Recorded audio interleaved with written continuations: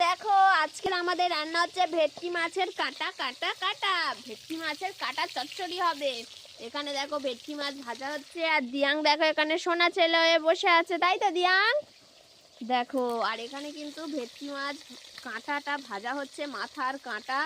আর এখানে দেখো আলু আর শিম, বাঁধাকপি, পুঁই শাক সব কিছু দিয়ে কিন্তু আজকে ভেটকি মাছের কাটা চচ্চড়ি হবে, ভাত হবে।